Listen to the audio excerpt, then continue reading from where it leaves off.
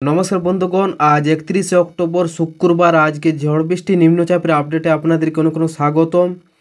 আজকে বিপজ্জনক আবহাওয়ার সম্ভাবনা রয়েছে, লাল সতর্কতা জারি করেছে উত্তরবঙ্গের কিছু জেলাতে। তো আজকে কোথায় কেমন সতর্কতা জারি করেছে তা সম্পূর্ণ জানাবো এই ভিডিওর মাধ্যমে। তো ভিডিওটা অবশ্যই স্কিপ না করে পুরোপুরি দেখবেন। আর আপনি যদি চ্যানেলে নতুন হয়ে থাকেন তো চ্যানেলটি সাবস্ক্রাইব করে দেবেন সর্বপ্রথম এরকম আবহাওয়ার আপডেট পাওয়ার জন্য।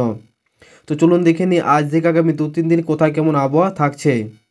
আজ 31 তারিখে আমরা দেখতে পাচ্ছি যে আজকে উত্তরবঙ্গে সতর্কতা থাকলেও কিন্তু দক্ষিণবঙ্গে সেরকম কোনো সতর্কতা নেই।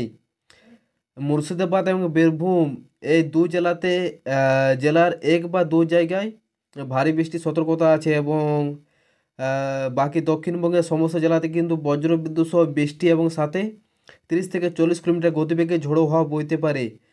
এবং লাল সতর্কতা জারি করা হয়েছে আলিপুরদুয়ার, তারপরে জলপাইগুড়ি, কালিম্পং, দার্জিলিং, যেখানে বলা হয়েছে ভারী থেকে অতি ভারী বৃষ্টি। এবং জলপাইগুড়ি জেলাতে বলা হয়েছে এক্সট্রিমি হেভি রেন, মানে প্রচণ্ড পরিমাণে ভারী বৃষ্টি হতে পারে জলপাইগুড়িতে। এবং এখানে বলা হয়েছে কোচবিহার, উত্তর দিনাজপুর, যেখানে জেলার এক বা দুই জায়গায় ভারী বৃষ্টি হতে পারে। আর দার্জিলিং, মালদা, মুর্শিদাবাদ এইসব জেলাতেও কিন্তু জেলার এক বা দুই জায়গায় ভারী বৃষ্টি হতে পারে।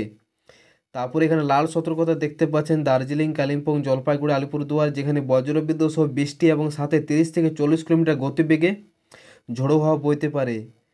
তো আজকে উত্তরবঙ্গে প্রচণ্ড পরিমাণে সতর্কতা থাকছে, যেখানে অ্যাকশন লেয়ার কথা বলা হয়েছে উপরে 4 জেলাতে। আজকে 1 তারিখে দেখতে পাচ্ছেন আলিপুরদুয়ার এবং কোচবিহারে জেলার এক বা দু জায়গায় ভারী বৃষ্টি হতে পারে।